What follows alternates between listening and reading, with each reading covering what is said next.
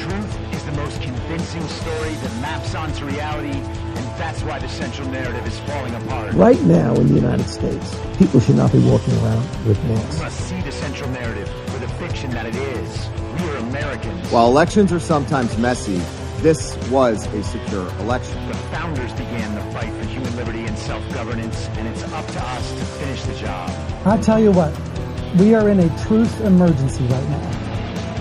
This is the end game.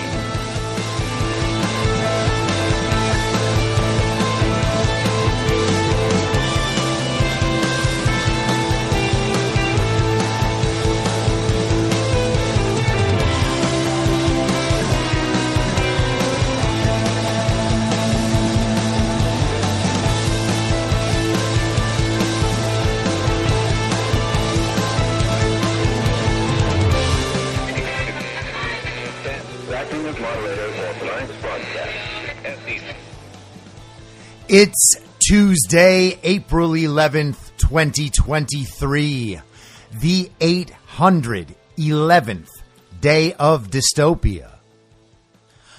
I'm your moderator, Chris Paul. Let's be reasonable. A warm welcome and hello to all of you listening to the podcast on the day of its release. The only way to do that is by becoming a paid subscriber at imyourmoderator.substack.com. You can do so for as little as $50 a year or $5 a month. And in doing so, you will be supporting me, the work I do, and this show as it expands. And if you can't, or you simply don't want to, continue listening to the podcast for free a couple of days later on a wide variety of podcast platforms and, of course, Rumble. All I ask is that you share it with your friends. You can find the links to the podcast, the writing, the social media, and the merch site by visiting linktree.com/I'm your moderator. So let's begin today with a journey into the false reality, into a total inversion within the false reality. A couple of years ago, during the Black Lives Matter very peaceful protests in Austin, Texas, an Uber driver was guided to venture into the heart of the BLM rioters in downtown Austin. And his car was stopped. He was approached by the mob. One of them in front of his car raised up an AK-47, pointed it at him. And the driver, being a former Army sergeant and legally armed, shot the man who was pointing a loaded AK-47 right at him. And the Uber driver, whose name is Daniel Perry, killed the AK-47 wielding BLM protester in self-defense.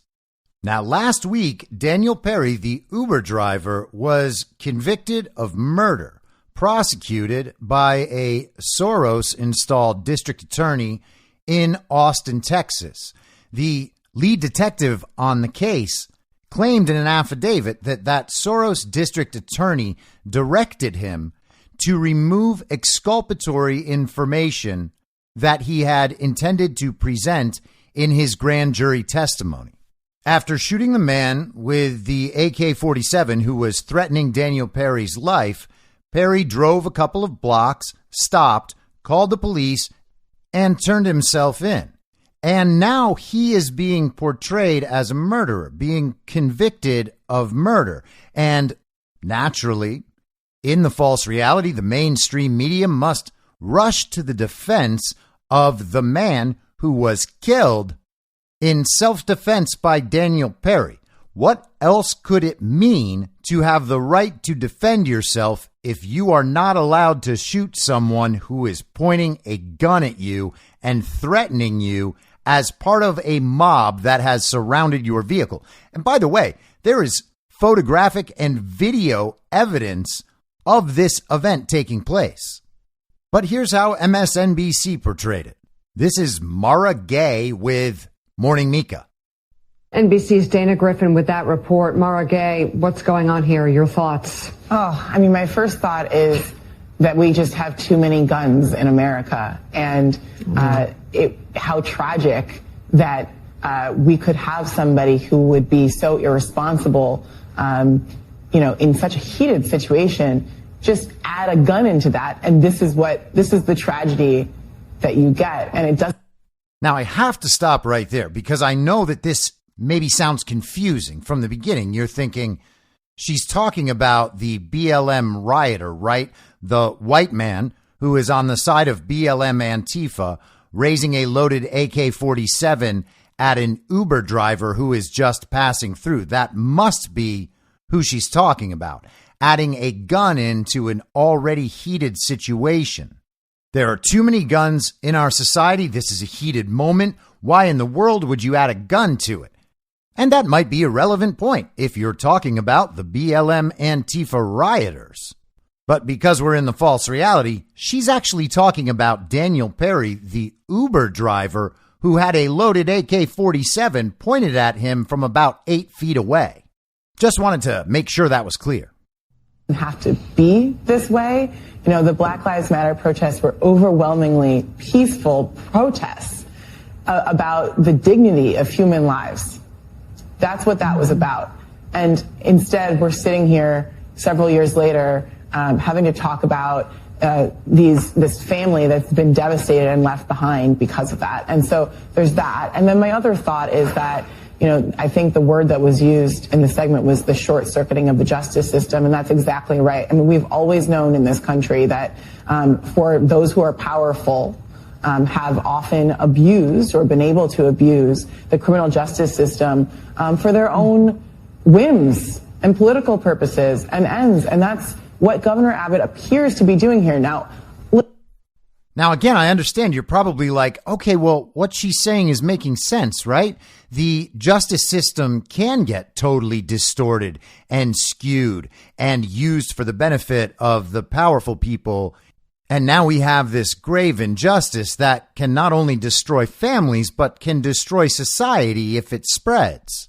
You have a George Soros installed district attorney who prevents a defendant from adding exculpatory evidence into his criminal defense for murder while he was defending his life from a man who had a loaded AK-47 pointed at him from 8 feet away. But no, the circumvention of the justice system is by Texas Governor Greg Abbott, because he responded to this verdict over the weekend by saying, "I am working as quickly as Texas law allows regarding the pardon of Sergeant Perry. Texas has one of the strongest stand your ground laws of self-defense that cannot be nullified by a jury or a progressive district attorney. Unlike the president or some other states, the Texas Constitution limits the governor's pardon authority to only act on a recommendation by the Board of Pardons and Paroles. Texas law does allow the governor to request the Board of Pardons and Paroles to determine if a person should be granted a pardon. I have made that request and instructed the board to expedite its review. I look forward to approving the board's pardon recommendation as soon as it hits my desk. Additionally, I've already prioritized reining in rogue district attorneys, and the Texas legislature is working on laws to achieve that goal." So it's good at least that Greg Abbott is doing something here and has mentioned that he is on the side of Daniel Perry in one of the most ridiculous and unjustified convictions that I think anybody could ever encounter. But the communist on MSNBC thinks that Abbott is the one circumventing the judicial system. Just want to be sure we're keeping all this straight. Listen, if there is a legitimate review that is done through the process and there's a pardon, I may disagree with it, but that's how the system works. But to short circuit that just on the front end, it's obviously political, and it really sends a painful message to those people, not just for the family of those who we lost, of the person we lost, but also the protesters who were out there that day, that their lives really don't matter. And that's what this message is about. And so we're supposed to have a justice system that works for everybody. This is blatantly political, blatantly unfair. It's really hard when you are proud of your country and then you see things like this happen. And it's just one of those hard moments. We're full of contradictions, and we don't have to have guns in the street everywhere the way that we do. Nobody else lives this way in the modern world. Yep. Nakedly political, sure, she's right about that. No one has to have guns in the street, she says. Well, the man with the gun in the street was the man with the AK-47 who was part of the BLM Antifa mob. Daniel Perry had his gun in his car for self-defense, just on the rare instance that while in his car, someone might approach his car pointing a loaded AK-47 at him. That's why the gun was in his car, for situations like that. The gun in the streets that was totally unnecessary was the one being carried by the BLM Antifa domestic terrorist. But that's not the craziest part of this video, which again exists in a total inversion within a false reality. The craziest part is that she is essentially saying Black Lives Matter's lives matter. That is her justification for why Daniel Perry should spend his life in prison for defending himself from a man who was pointing a loaded AK-47 at him. And let's play that out a little bit, because she said that the BLM Antifa riots were mostly peaceful. And if that were true, which it is not, because they looted and burned, they assaulted, they took over entire sections of cities and made them lawless dens of drug use and sexual assault. But even if they were mostly peaceful, it is irrefutably true that pointing a loaded AK-47 at a random Uber driver who just happens to be driving down the street that you have claimed as yours as part of your very peaceful protest, well, that's absolutely not peaceful. But nonetheless, she's saying because he is part of a protest that is branded as peaceful, but also branded as being somehow in favor of Black lives, even though Black Lives Matter has done absolutely nothing to improve the lives of Black Americans. All they've done is spread violence and criminality and communism, even though he is literally, carelessly, and lawlessly wielding an actual assault rifle, an AK-47. He not only qualifies as mostly peaceful, he also qualifies as mostly black, apparently, because the lives of the protesters matter the same way Black lives matter, according to Black Lives Matter, and the supporters of Black Lives Matter, like MSNBC's Mara Gay. You know, because he's on the good side, and the good side is the Black Lives Matter side. Sure, it's a domestic terrorist organization. Sure, they are literally funded and directed to destabilize societies, just as parallel groups in other countries are. But it would be nakedly political of me to not understand that he has the same moral quality as every black life on their side that matters, because they agree, because they're on that side of the nakedly political. It becomes no longer a political thing. Now he is, in some sense, just as black as actual black people, and that means that he can't do anything wrong. And once you've accepted that logic, well, that means that anyone who shares their politics can do whatever the hell they want without any recourse, up to and including threatening your life with a loaded AK-47. Nothing you can do about it. Can't defend yourself, can't even get mad at it. If you get mad at it, well, you're at minimum at risk of being canceled. Because even considering shooting a white man with a loaded AK-47 pointed at you from 8 feet away in self-defense is racism. If he claims to be on the side of Black Lives Matter and engaged in peaceful protest while wielding the gun on the street with violent intentions as part of a very peaceful protest. Black Lives Matter's lives matter. And because they matter more than everybody else's lives, that means everyone on the side of Black Lives Matter can do whatever they want forever. And it is a circumvention of our justice system to say any different. Now let's get into some geopolitics and discuss the collapse of the global world order. And sometimes it's called the New World Order. Sometimes it's called the Liberal World Order. But the point is, there is a world order and it is all the same thing. Or at least it's supposed to be. That's what they want. Hilariously, even Senator John Kennedy from Louisiana, the guy who always makes those funny little Southern quips on TV, he was talking about China, and he said that we might need to go to war with China so that we can preserve our global world order. I wonder what he's talking about. Was he agreeing with the regime? It kind of sounds like he was. And I mean, he has agreed with the regime before, but you wouldn't expect a person with a Southern accent like that and a witty sense of humor to be saying things like global world order. But he sure did. Anyway, this is from Sunday in Politico. Europe must resist pressure to become America's followers, says Macron. Europe must reduce its dependency on the United States and avoid getting dragged into a confrontation between China and the U.S. over Taiwan. French President Emmanuel Macron said in an interview on his plane back from a 3-day visit to China. That's amazing, isn't it? He's down for everything. The Green New Deal, Build Back Better, war in Ukraine. But he goes over to China for a few days and he comes back and says, you know, I really don't think we should get involved in that whole China-Taiwan thing. Smart, Manny.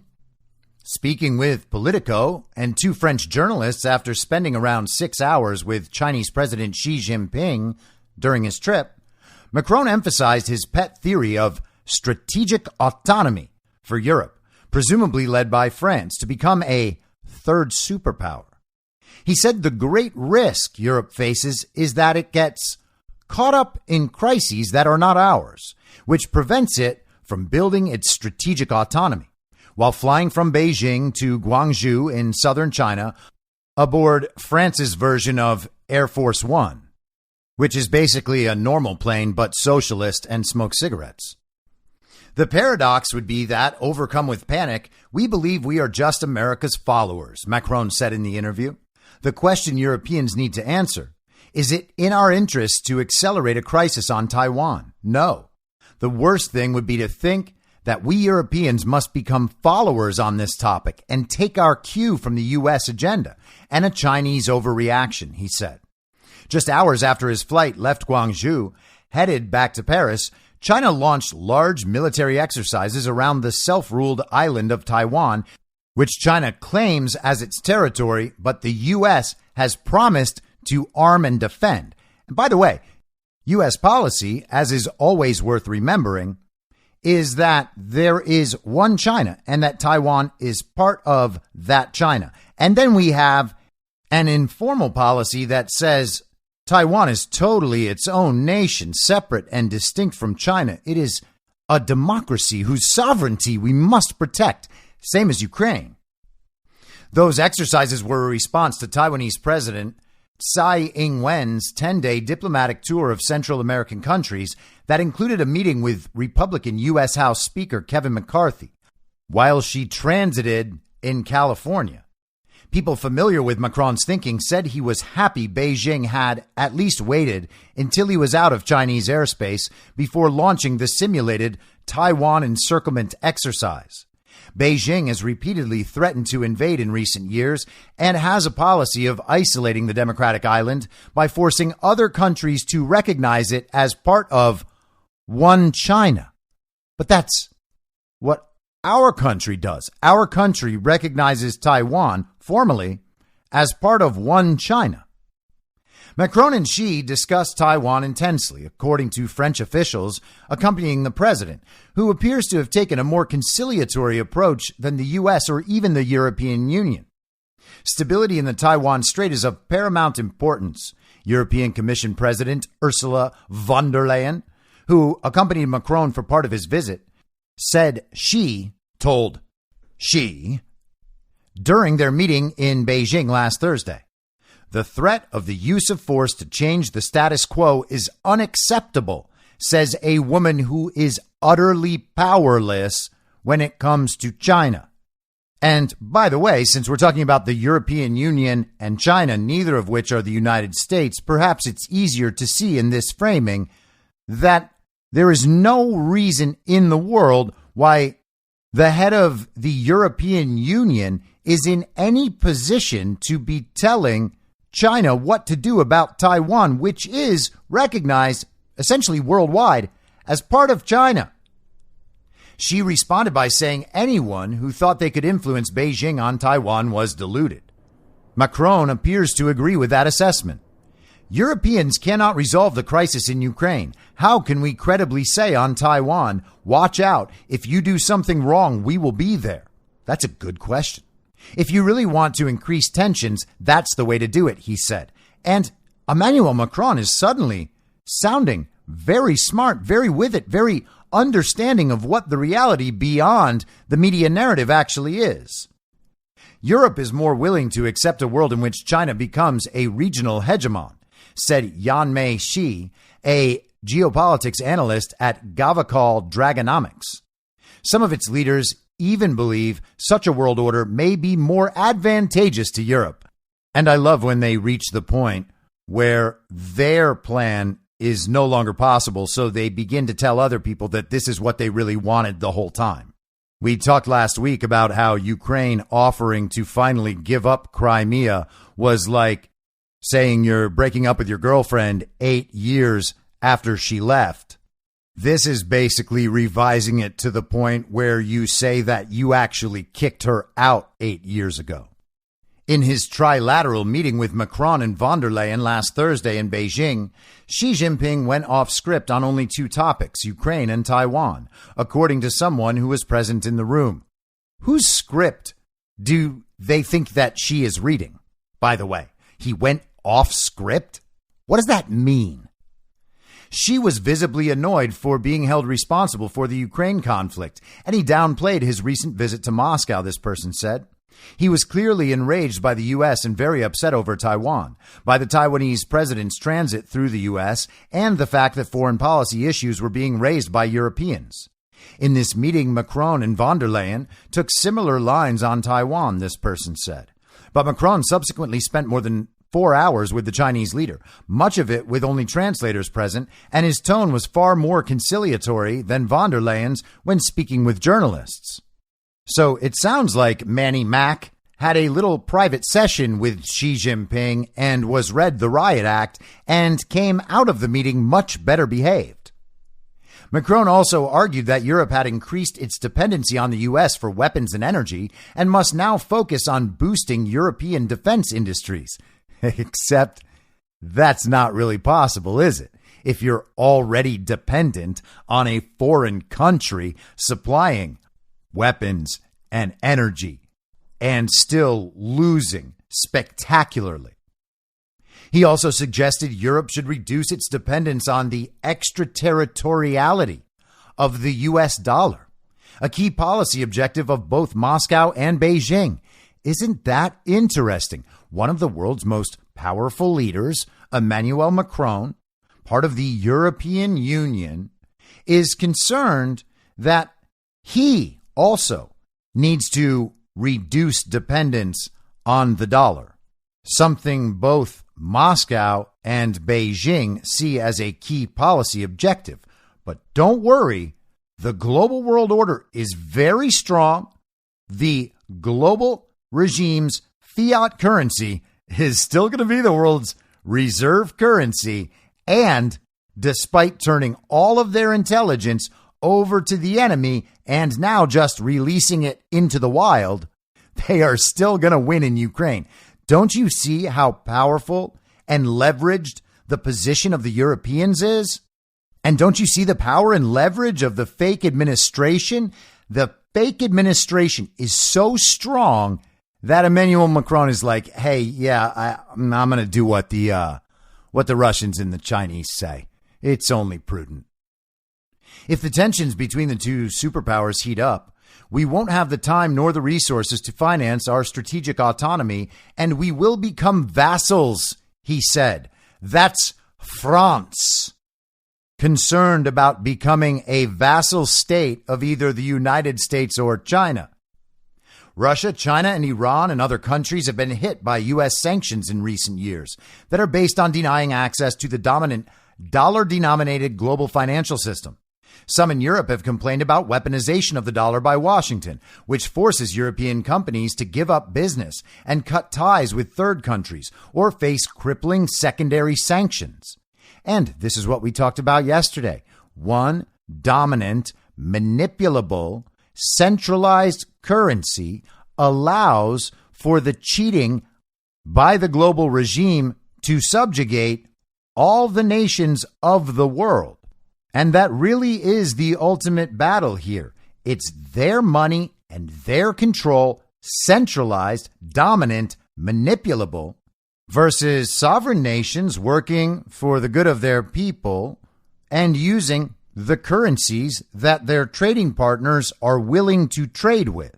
It's also worth noting that the sanctions didn't work at all, and the countries that were sanctioned are moving away from that system so that the sanctions become literally nothing. The effect of the sanctions is baked in, they didn't work, and there is no potential new sanction that can or will work, and we have seen them try and fail. Russia's currency is now stronger than it was before the very brutal invasion and the sanctions that followed. While sitting in the stateroom of his A330 aircraft in a hoodie with the words French tech emblazoned on the chest, Macron claimed to have already, quote, won the ideological battle on strategic autonomy for Europe. Well, I have never thought of Emmanuel Macron as an ally of the sovereign movement, but it sure does sound like he's starting to speak the language. He did not address the question of ongoing U.S. security guarantees for the continent, which relies heavily on American defense assistance amid the first major land war in Europe since World War II. He didn't address the question. What does that mean? Isn't he part of this NATO alliance that had been reunified by the fake president?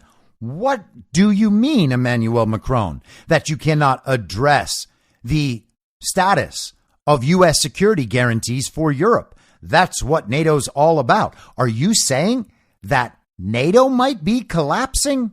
Very, very strange indeed. As one of the 5 permanent members of the UN Security Council and the only nuclear power in the EU, France is in a unique position militarily. However, the country has contributed far less to the defense of Ukraine against Russia's invasion than many other countries. Now, I don't want to say that Emmanuel Macron sounds like he went over to China to be made Xi's bitch, because I like that he's talking about national sovereignty, even multinational sovereignty, like a sort of European sovereignty. Maybe that's a positive step forward. And I would love if Macron saw the light and began working in a positive way to, first of all, remove himself from government forever, but also to create a more sovereign Europe and a more sovereign France. And I would hate to call someone doing that Xi's bitch, nor do I want to sound like I am empowering Xi Jinping. I'm just attempting to translate what the regime communists at Politico are saying. And so along the same lines, I did not have a chance to get to this last week, but this is from April 3rd in the Wall Street Journal. Saudi Arabia's oil production cuts reflect cost of reshaping economy. An oil production cut by Saudi Arabia and its allies demonstrated how Crown Prince Mohammed bin Salman is willing to set aside U.S. concerns to pursue a nationalist energy policy aimed at funding an expensive makeover of his kingdom. That bastard. How could he be looking out for his own country and not us? Doesn't he know that the global regime owns Saudi Arabia and has always owned Saudi Arabia and always will own Saudi Arabia? Oh, wait, that was only true before and now it's not true. I wonder what happened. Was it Mohammed bin Salman and Donald Trump, or did something else change? This weekend's move came as a surprise after Saudi Energy Minister Prince Abdulaziz bin Salman told industry analysts privately in February that the kingdom would tolerate oil prices slipping to around $65 or $70 a barrel, according to analysts and Saudi officials familiar with the matter. Brent crude, the international benchmark, was trending downward since late last year on global recession fears, nearing $70 a barrel last month. On Monday, oil prices posted their steepest one-day increase in more than a year, rising 6.3% to $84.93 a barrel. It's the second time in less than 6 months that the Saudis have disregarded U.S. concerns, despite significant potential ramifications on the bilateral relationship. That elevated oil prices would help fuel Russia's war machine. Now, that framing is really important. So Saudi Arabia has ignored U.S. concerns twice in the last 6 months. Saudi Arabia basically treated Joe Biden like he was some tin pot dictator from an irrelevant country because Joe Biden is a tin pot dictator. And to that extent, he does not carry the gravitas of a leader of a relevant country, which is why they don't treat him like one. But they're saying that MBS is acting this way even despite the potential ramifications in their bilateral relationship. Joe Biden, the U.S., in quotes, is not going to like him anymore. That's what they're saying. And somehow he's also not bending to the pressure they're putting on him by saying, you're going to help Russia if you do this. I'm sure he's quaking in his boots. Sunday's production cut is the clearest signal yet that the Saudis will do whatever it takes to keep oil prices at levels that benefit them. Yes, it's all about money. Prince Mohammed is implementing what analysts label a Saudi-first economic policy, aimed at giving priority to national interests at a time of growing uncertainty about the U.S. commitment to defend its Middle Eastern allies amid increased great power competition in the region. Now, wait a second. We just did the Emmanuel Macron article in Politico where Macron expressed some confusion or indifference or unwillingness to discuss the United States guarantees of European defense. And now we're hearing the exact same thing in the Middle East. So the U.S. is not going to defend its European allies, and it's also not going to defend its Middle Eastern allies, but it might still defend Taiwan. You get it? Everybody on board? We're going to war soon. China, very scary. Taiwan, very important. Open that little hatch in the back of the NPC skull, pull out the little Ukraine chip, put the Taiwan chip in, wind him up, and just let him keep going. You also got to love how they're just straight up calling it Saudi first at this point. Prince Mohammed told associates late last year that he was no longer interested in pleasing the U.S., saying he wants something in return for anything he gives Washington, according to people familiar with the conversation. And not to go off on too far a tangent here, but every time you hear that qualifier at the end of one of these ideas that they're reporting, you should notice it. A person familiar with the conversation, a person familiar with the matter. There is nothing substantively different between saying a person familiar with the matter and saying my sister's cousin's friend's coworker. It's basically just somebody said. And let's just make sure we understand the relationship here, right?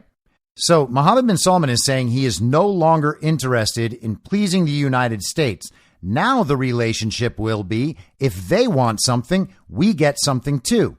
What does that say the relationship was before Mohammed bin Salman took over as crown prince?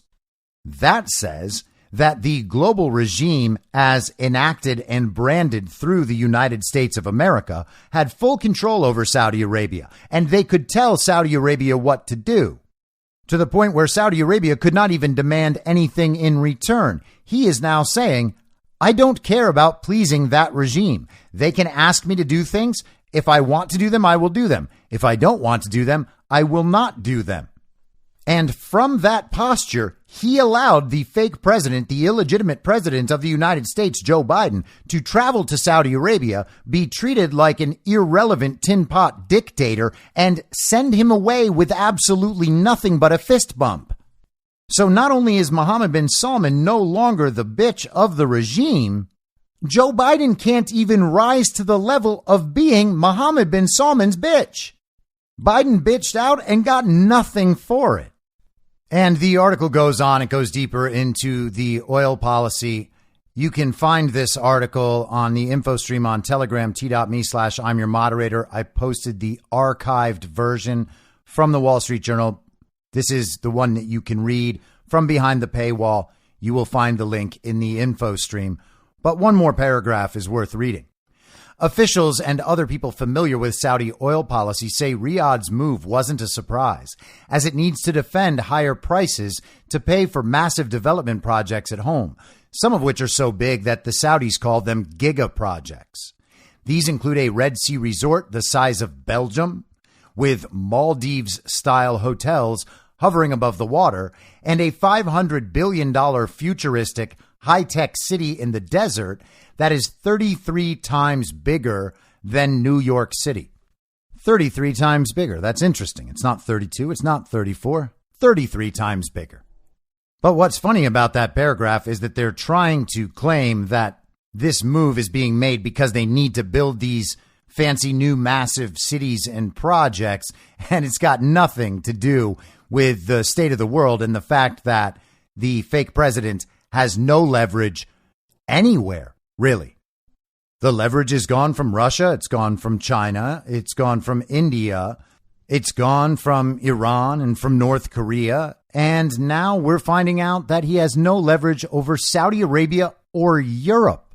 And this is a natural consequence of what the fake and illegitimate administration has been doing in league with the global regime. There is no real world justification that would support Joe Biden's leverage anywhere in the world, because Joe Biden is an absolute failure. He is the puppet frontman of a collapsing regime worldwide, whose own war plans with other countries in Europe were just leaked to the public after being found on a Discord server. And here's another interesting development just this afternoon. This is from the BBC, state media for the UK. Trudeau Foundation leadership resigns over China-linked donation. The leadership of a charitable foundation named after former Canadian Prime Minister Pierre Elliott Trudeau has abruptly resigned over scrutiny of a donation with alleged ties to Beijing. The Trudeau Foundation said on Tuesday the political climate surrounding the 2016 donation, quote, made it impossible to continue with the status quo. It returned the donation last month, only 7 years later. The sudden resignation comes as Canada grapples with allegations of election meddling by Beijing. Wait, what? Election meddling by China is a conspiracy theory. That same conspiracy theory is in Canada? How could it be? The same false conspiratorial claims are just popping up in other countries? And of course they are, because the same system of election fraud is implemented with slight variations all across the world, just like the color revolutions are. I've said this many times. If you haven't tried it yourself, please go ahead and give it a try. Go to any search engine. You can even use the search engine of ignorant and brain-dead communists, Google, and conduct this experiment. Type in Reuters, followed by the name of basically any country in the entire world, and follow that with election fraud claims. Hit that little enter button, and you will see the results from Reuters. You can pull up those results and read the stories about election fraud claims in countries all around the world, and you will find consistently that they are the same claims over and over and over again in all of these countries. As always, there are some variations. We have BLM Antifa. There are other communist domestic terrorism organizations in other countries that work to destabilize those countries. In many countries, they will call them terrorists. In many countries, they will call them immigrants. They will talk about sectarian religious violence. Each country has its own little twists, but the stories are all the same. The election fraud is all the same. And most importantly, the coverage from the global state propaganda media from all around the world in all these different countries is all the same. The same media organizations telling the same stories about claims of election fraud all over the world. How does something like that happen at random? Did Donald Trump do that? Did QAnon do that? How did it happen? Turns out Reuters did it, and all you have to do is notice. The charity, a scholarship organization created to fund doctoral researchers, was founded over 2 decades ago in memory of former Prime Minister Pierre Trudeau, Justin Trudeau's father. Now, Pierre Trudeau is not Justin Trudeau's father. Fidel Castro is. If you don't believe that, all you have to do is research it. You will see that Justin Trudeau and Fidel Castro look exactly alike, whereas Justin Trudeau looks absolutely nothing like Pierre Trudeau. You will also see Justin Trudeau's mother embracing Fidel Castro in various pictures, looking at him lovingly with attraction in her eyes, visiting Cuba at the very moment when Justin Trudeau would have been conceived. You can even see her talking about what a great and attractive and powerful and virile man Fidel Castro is. We are essentially at the only point in the history of the world where anyone would view this situation rationally and objectively and side with the television, side with the reports, side with what we are told that Justin Trudeau is Pierre Trudeau's son. It's actually kind of the real life version of King Joffrey from Game of Thrones. King Joffrey had blonde hair and was the progeny of Cersei Lannister with her brother Jaime Lannister, and clearly not of her husband Robert Baratheon. And it is a rumor throughout the kingdom. No one can say it's true because you'll get your head chopped off for saying it, but everybody knows it. The same situation is at work here. The only reason people don't believe it is because they don't like to admit that everybody's been lied to in exactly the same way, and they would rather protect this construct of massive, widespread lies than ever admit that they've fallen for one of them. It is a very strange bet to make in an era where the truth is coming to light about virtually everything in our world in a way that is unstoppable. I certainly understand the ego-based justification for not wanting to be made to look like a fool, but they're coming down on the wrong side of that equation. And as this situation develops and advances worldwide through this awakening, this spreading of information, this spreading of truth, it becomes really clear that that's the bad bet.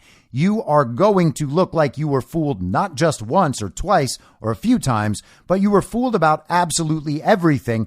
And it turns out you're one of the last people on earth to realize it. Justin Trudeau, who became Canada's prime minister in 2015, has no involvement in the organization. In February, the Globe and Mail newspaper, based on anonymous sources, reported that 2 wealthy Chinese businessmen gave 200,000 Canadian dollars, which is $148,000, to the foundation, a payment allegedly orchestrated by Beijing. While the money was recently refunded, politics around the donation and wider concern over Chinese interference put a great deal of pressure on the foundation's volunteer board, and CEO Pascal Fournier said the organization in a statement announcing their resignation. Mr. Trudeau has faced calls to launch a national inquiry after leaked intelligence reports suggested that China attempted to interfere in the 2019 and 2021 general elections. The alleged interference is not believed to have changed the election outcomes. Isn't that incredible? In March, Mr. Trudeau launched a series of probes to investigate the claims and named a special rapporteur to look into foreign interference in the last 2 general elections. China has denied the claims, calling them purely baseless and defamatory. The news also comes ahead of a scheduled appearance on Friday by Mr. Trudeau's chief of staff before a parliamentary committee looking into suspected foreign election interference. The same story being repeated over and over again throughout the world. But I know, it's just one massive recurring coincidence that happens over and over again everywhere, and I'm a conspiracy theorist. Now, Justin Castro, as he is more appropriately called, was asked about this in a press conference today, and here's how that went down. In regards to the CEO and the board of directors resigning from the Trudeau Foundation, given that they cited politicization, will you continue to appoint people connected to the foundation to do work for your government? Those people who are trying to get short-term political gain by increasing polarization and partisanship in this country, by launching completely unfounded and ungrounded attacks against charities or foundations must not succeed. Canada is a place where we support good works of all different types, and we need to continue to do that. I have no doubt that the Trudeau Foundation, like foundations and charities that conservative politicians have attacked in the past, will continue to do the excellent work that it will do. But as I've said many times, it's a foundation in my father's name that I have no direct or indirect connection with. So an organization carrying the name of Justin Castro's fake father took donations from the Chinese Communist Party for his educational organization that are somehow related also to election interference by the CCP, has no connection whatsoever to Justin Castro, not directly or indirectly. That's what he says. That word "or" is doing a lot of work there, just as it was earlier in his little spiel, where he says charities or foundations, as if those are the same thing. Now, you have to embrace the global communist mind for a second. In the global communist mind, these foundations, these charitable organizations, well, those are fronts for their money laundering. This is how they shift money around and funnel money into whatever causes they need that money funneled into. And we talk about the very best people on earth all the time, you know, the philanthropists and all of their organizations, their foundations. Many of them are run by corporate titans who have transnational corporations in direct partnership with the World Economic Forum. But that's what the word charity is for, because once you begin calling it a charity, that means that you can't say anything bad about it, because charities are inherently good no matter what they do. That is the framing you are supposed to accept. You can't get mad at me because I'm not connected directly or indirectly to this organization that just happens to bear my fake father's name. And even if you are silly enough to make that mistake and somehow connect me to the organization that does bear my name too, you should know that you're not just attacking an organization that may or may not have been involved with foreign election interference. You're going after a charity. And if you're going after a charity, well, that means that you hate the less fortunate. And okay, Kami, I guess I would probably be saying the same sorts of things if I had to lie to the world throughout my entire life about the fact that my real father was a brutal communist dictator. And truth be told, I'm kind of a brutal communist dictator too.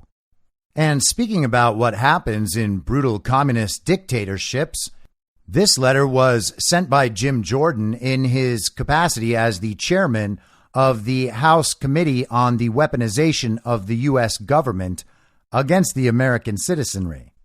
It's addressed to FBI Director Christopher Wray. The Committee on the Judiciary is conducting oversight of the Federal Bureau of Investigation's handling of domestic violent extremism investigations against Catholic Americans and its effect on protected First Amendment activity.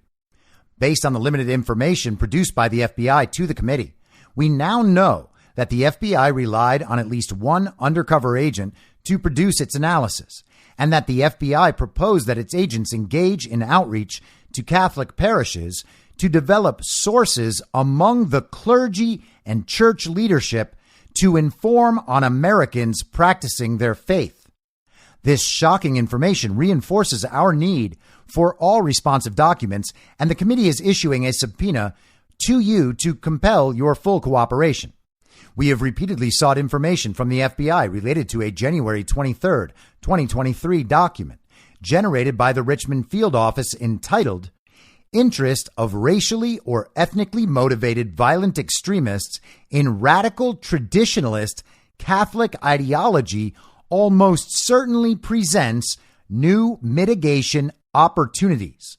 They will refer to this in the rest of the letter as the FBI's Richmond document. In this document, the FBI purported to categorize Catholic Americans based on theological distinctions and relied on the Southern Poverty Law Center to suggest that certain kinds of Catholic Americans may be domestic terrorists. On February 16th, 2023, we first wrote to you requesting documents and information to inform our oversight. After receiving no response, we reiterated our outstanding requests in a subsequent letter dated March 20th, 2023.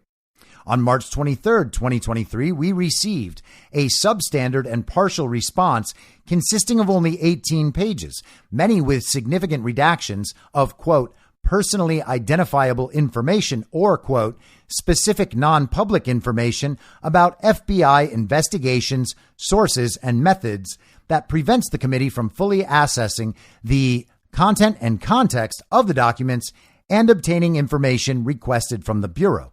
So the FBI can't comply with congressional oversight and give them information about how this document that talks about FBI agents basically working the clergy and church leadership of various Catholic churches to get them to inform on their own parishioners.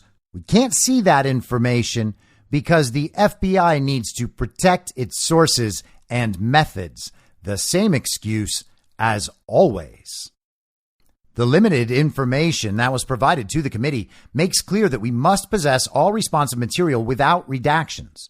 From this selective production, we know that the FBI, relying on information derived from at least one undercover employee, sought to use local religious organizations as new avenues for tripwire and source development. For example, in a section of the document entitled Opportunities, the FBI wrote, in addition to, redacted, engage in outreach to the leadership of other Society of St. Pius X chapels in the FBI Richmond area of responsibility to sensitize these congregations to the warning signs of radicalization and to enlist their assistance to serve as suspicious activity tripwires. So the FBI wants information on members of these congregations, and they're trying to get the priests and church leaders to do it. At some point, people are going to have to just accept what this is. We are past the point of understanding. It is right up in your face. All you have to do is notice. The FBI similarly noted two other opportunities to engage in outreach with religious institutions in the Richmond area, citing a desire to, quote, sensitize the congregation to the warning signs of radicalization and enlist their assistance to serve as suspicious activity tripwires. This outreach plan even included contacting so-called, quote, mainline Catholic parishes and the leadership of local dioceses. The FBI also expressed an interest in, quote, leveraging existing sources and or initiating Type 5 assessments to develop new sources with the placement and access, end quote, to report on suspicious activity. This information is outrageous and only reinforces the committee's need for all FBI material responsive to our request.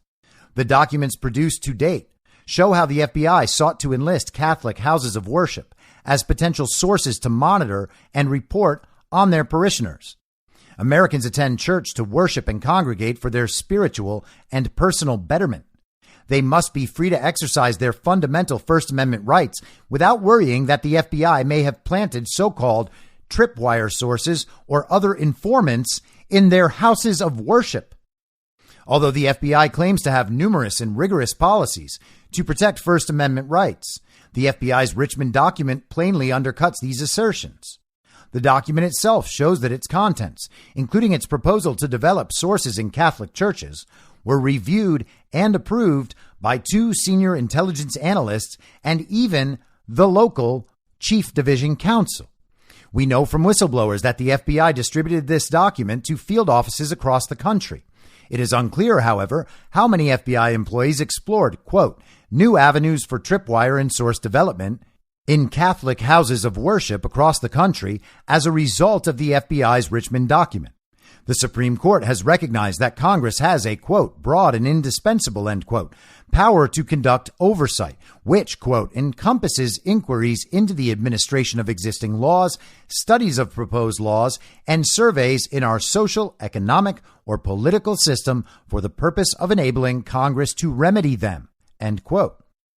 Pursuant to the rules of the House of Representatives, the committee is authorized to conduct oversight of the Justice Department and FBI, including with respect to the agency's use of law enforcement and counterterrorism resources and their policies to protect civil liberties to inform potential legislative reforms. These potential legislative reforms could include, among other proposals, legislation to prescribe how federal law enforcement entities investigate constitutionally protected activity, legislation to educate federal law enforcement personnel on civil liberty protections, or legislation to prevent the misuse of federal law enforcement and counterterrorism resources in the future.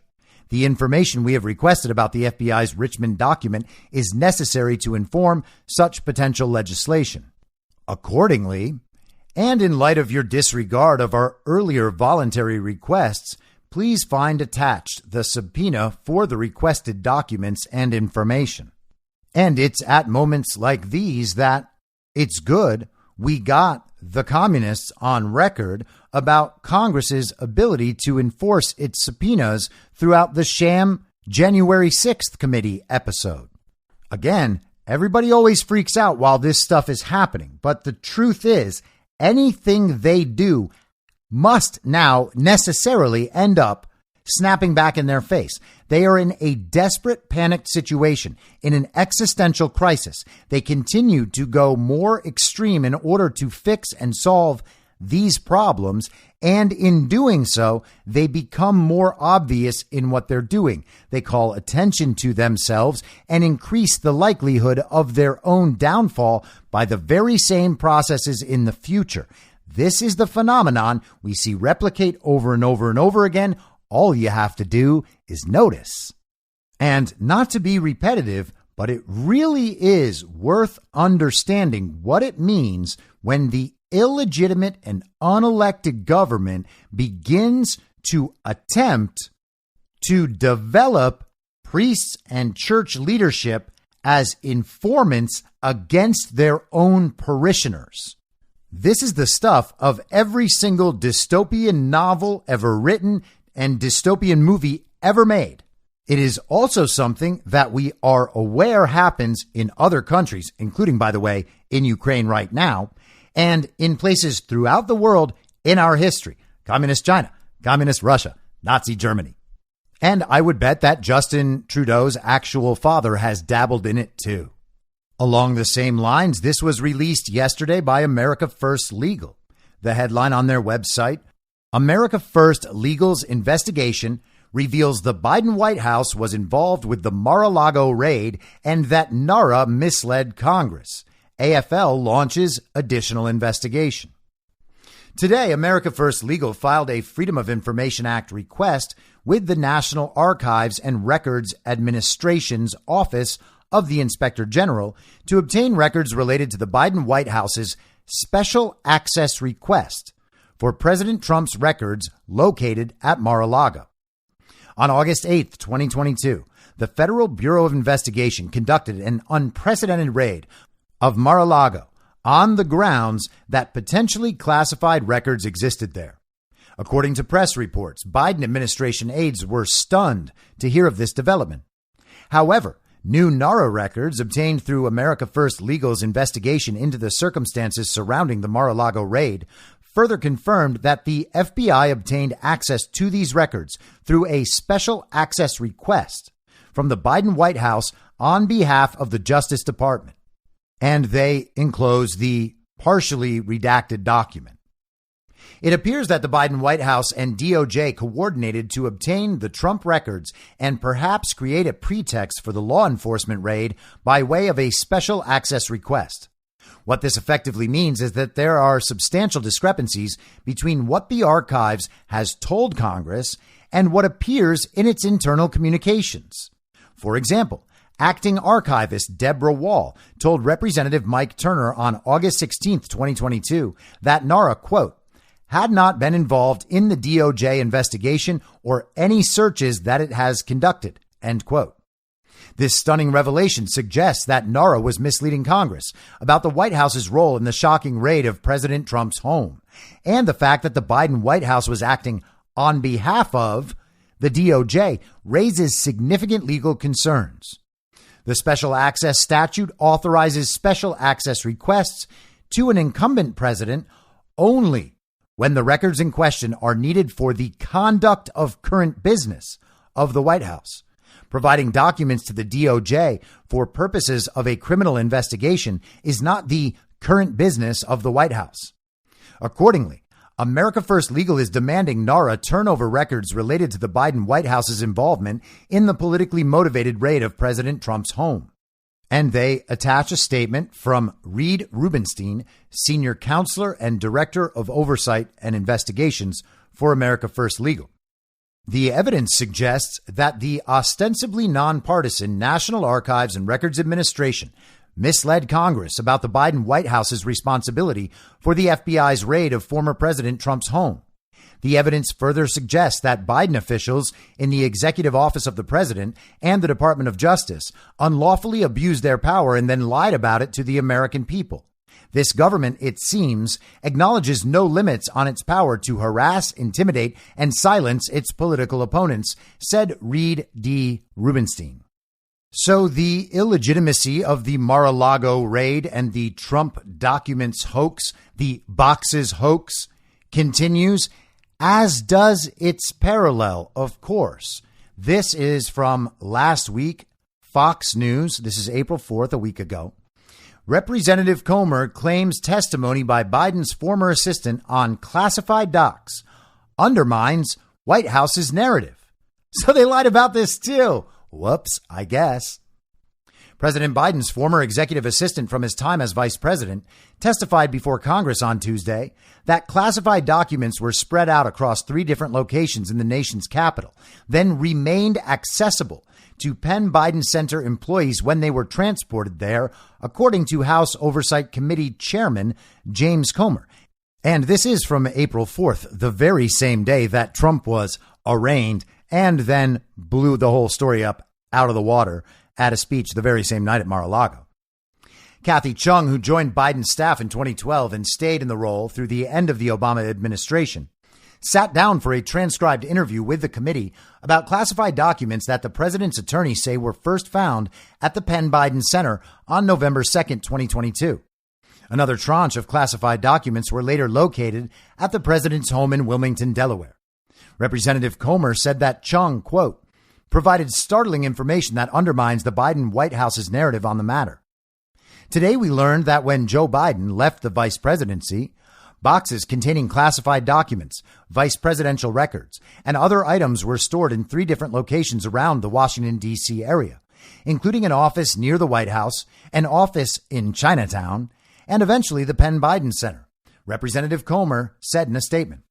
At some point, the boxes containing classified materials were transported by personal vehicles to an office location. The boxes were not in a locked closet at the Penn Biden Center and remained accessible to Penn Biden employees as well as potentially others with access to the office space. We need to find out who had access to these documents. Man, I sure hope it wasn't the Chinese Communist Party, and I sure hope that they don't have any financial relationships with Joe Biden or the Penn Biden Center. And I hope Joe Biden and Hunter Biden aren't the type of people who would share American intelligence with foreign adversaries for the right price, considering they are already involved in implementing the exact same global agenda. I hope nothing like that could ever happen. I mean, I'm a conspiracy theorist. I'm just saying I hope that's not what happened. Comer went on to dispute the White House's timeline, claiming that, quote, then White House counsel Dana Remus tasked Kathy Chung with retrieving these boxes from the Penn Biden Center as early as May 2022. This story does not begin in November 2022, as represented by President Biden's attorney, Comer said. So Biden had his own classified document problem happening for 3 months before Trump's Mar-a-Lago boxes hoax problem began, and 6 months before the public knew about Biden's classified document problem. Gosh, I'm beginning to feel like the illegitimate administration and the mainstream media lies to us. Remus did not immediately respond to a request for comment on Tuesday.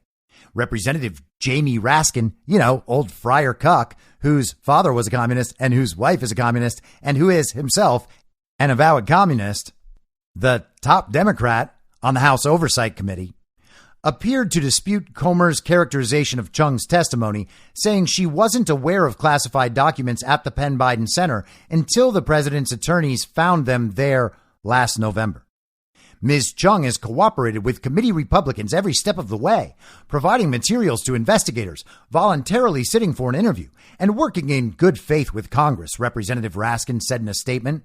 She repeatedly explained that she was unaware there were alleged classified documents at the Penn Biden Center until November 2022, when the documents were first discovered by counsel for President Biden. And that is a funny little logical trick, isn't it? She was not aware that alleged classified documents were there.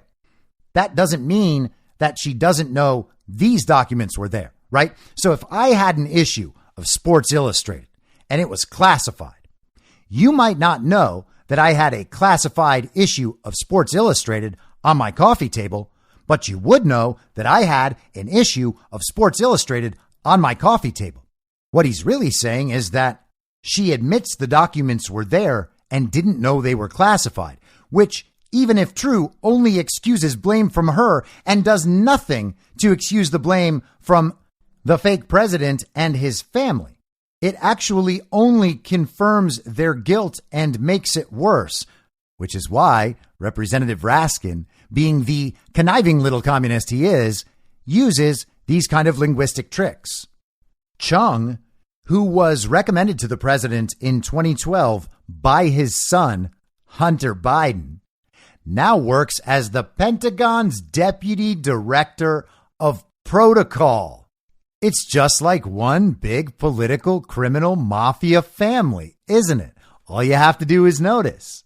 There's also this from Comer last week. House Oversight Committee subpoenas banks, Biden family associates, in probe of finances. The House Oversight Committee issued subpoenas to banks asking for Biden family associates' financial records. Fox News has confirmed that the Oversight Committee subpoenaed Bank of America, Cathay Bank, JP Morgan Chase, and HSBC USA NA, as well as former Hunter Biden business associate Mervyn Yan, asking for financial records. Jamie Raskin, the top Democrat on the Oversight Committee, complained that James Comer was trying to hide information regarding the investigation from Democrats on the committee. You have to love when they whine and complain about things they did themselves. In a statement to Fox News, Comer said, quote, Ranking Member Raskin has again disclosed committee subpoenas in a cheap attempt to thwart cooperation from other witnesses. Given his antics with the first bank subpoena, the American people and media should be asking what information Ranking Member Raskin is trying to hide this time. No one should be fooled by Ranking Member Raskin's games. We have the bank records, and the facts are not good for the Biden family. The Oversight Committee Democratic staff sent a memo to members Thursday, which accuses Republicans of conducting their investigation behind a, quote, veil of secrecy.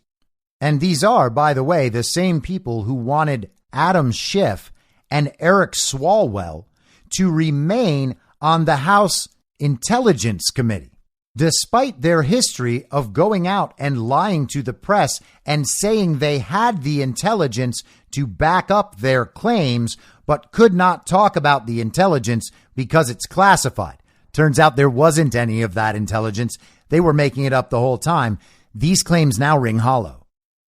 Despite this massive investment of time and resources, Republicans' efforts on this and other congressional committees have failed to yield any evidence of misconduct by President Biden.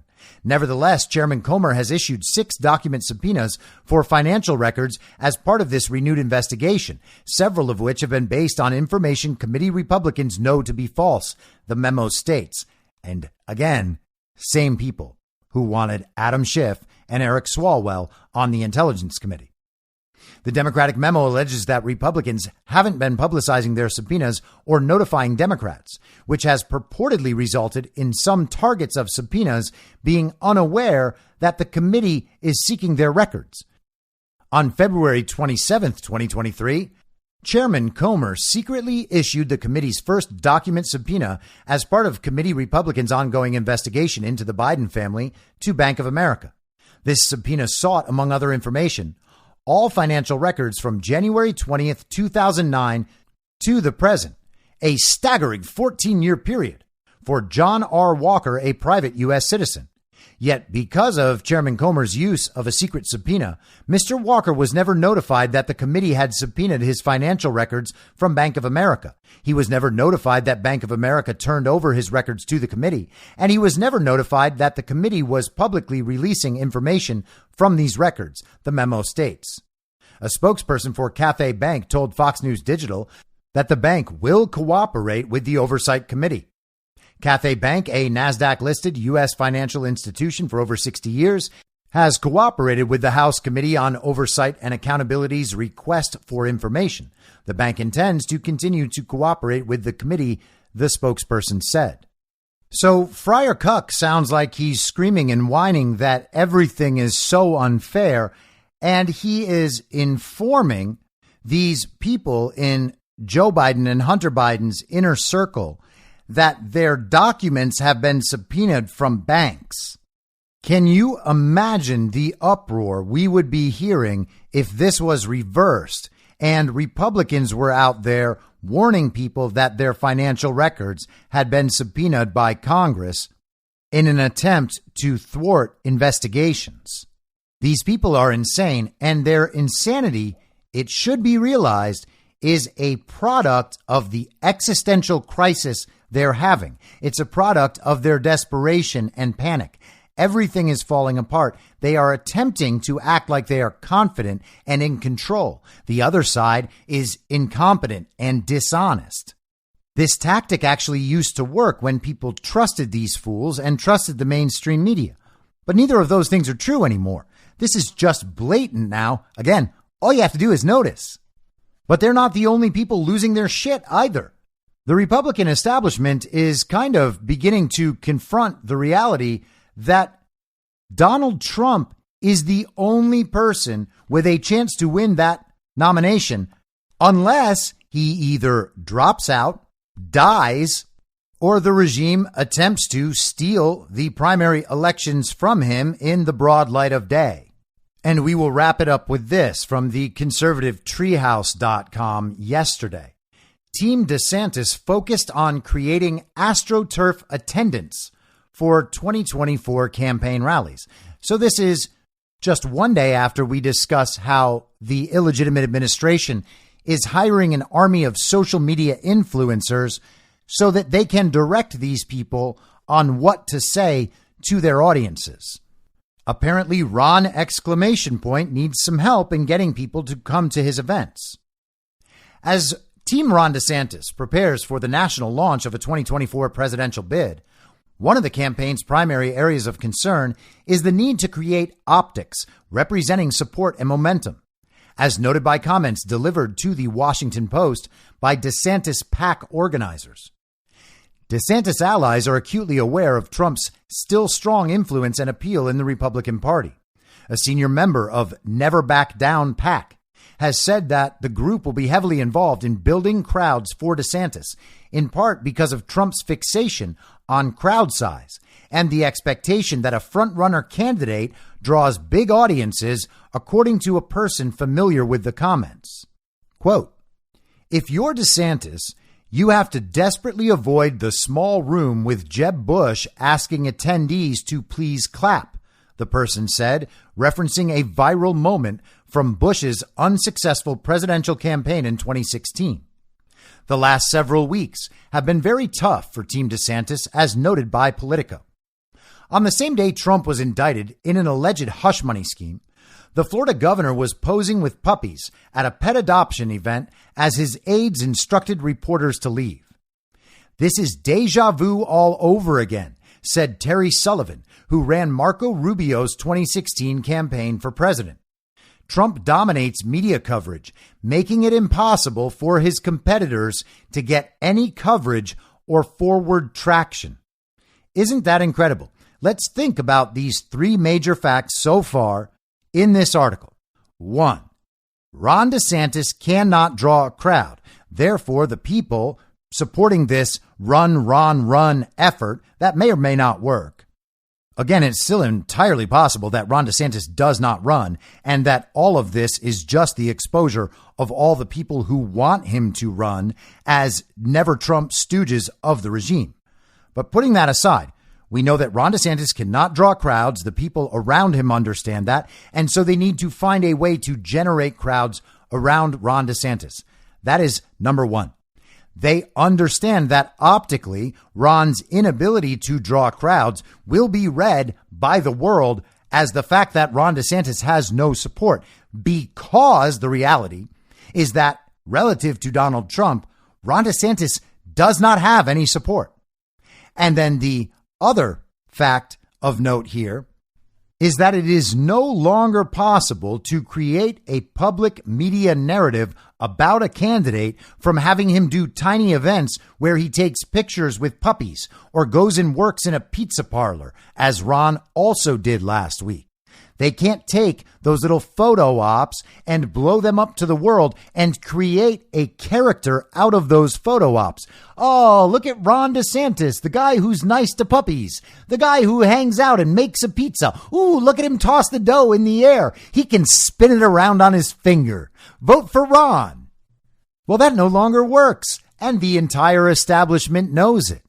But why does that no longer work? Because people have tuned out the mainstream media narrative. It no longer has the function it used to have. It doesn't work. It doesn't have the effect. Think about how in the past we used to see Barack Obama fail at bowling, or Hillary Clinton drink a beer, or John Kerry go kiteboarding, or Michael Dukakis ride around in a tank with a little helmet on. Now, those were all terrible optical failures, but that style of politicking has been predominant over at least my entire lifetime. They made Bill Clinton seem cool because Bill Clinton said that he preferred boxers to briefs, and because he made it seem like he was maybe down with smoking some marijuana, and because he played the saxophone. They humanized him. He really had a feel for what's going on. None of that works anymore. You cannot convince people that Ron DeSantis is a likable and popular political candidate by sending him to a pet store and having him cuddle some puppies, when Donald Trump can go anywhere in the country and draw 10,000, 20,000, 50,000 people at a few days' notice who literally chant, "We love Trump." There is nothing comparable, not in size, not in scale, not in commitment, and not in effectiveness. It is nowhere close. I say this over and over again. It's like the scene in The Matrix where the little kid with the shaved head holds up the spoon and tells Neo that when you're ready, you will realize that there is no spoon. It's not that you're bending the spoon with your mind. There just is no spoon, and you are going to see what you want to see. The spoon is not even there. Well, there is no Ron. Ron DeSantis is an average governor. Let's even say he's a good governor. Let's even say he's a great governor. Still, all of that is a creation by the mainstream media, which is why so many normies in the world think that Ron DeSantis is the greatest and that everybody loves him. There is nothing in the real world besides the mainstream media that would lead anyone to believe that, including, by the way, his record in Florida. The Republican primary was always expected to revolve around Trump, but post-indictment, as Republicans rallied to his defense, including, crucially, conservative talkers on Fox News, Trump's opponents are confronting an even more damaging dynamic in the race: their inability to break through at all.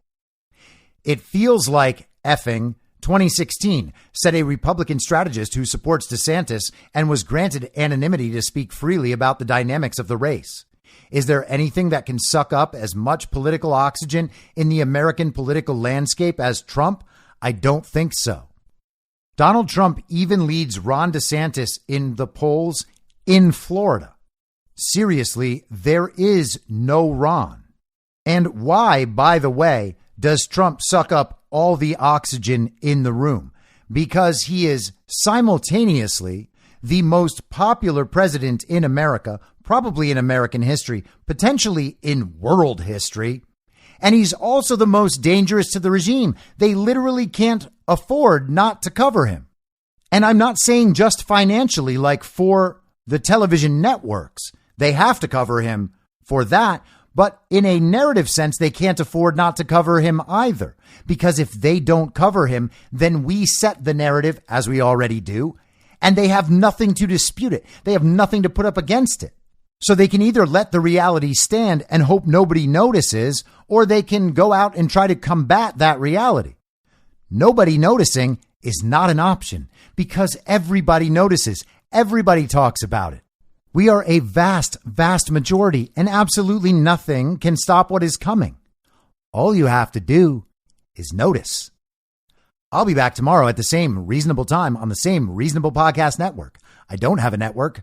Masks and lockdowns don't work. They lied to you about a pandemic, and Joe Biden will never be president. In my mind, that's the end game. If you're listening to this episode for free, you can support me and support the show and the work I do by signing up for a paid subscription at imyourmoderator.substack.com.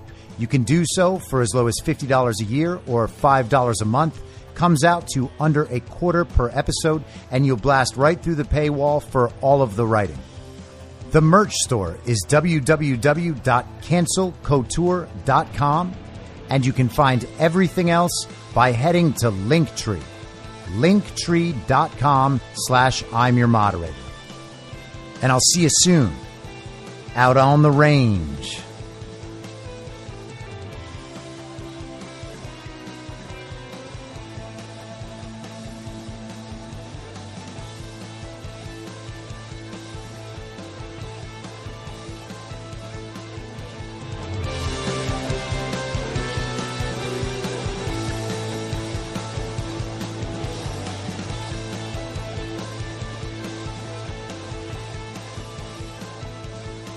It's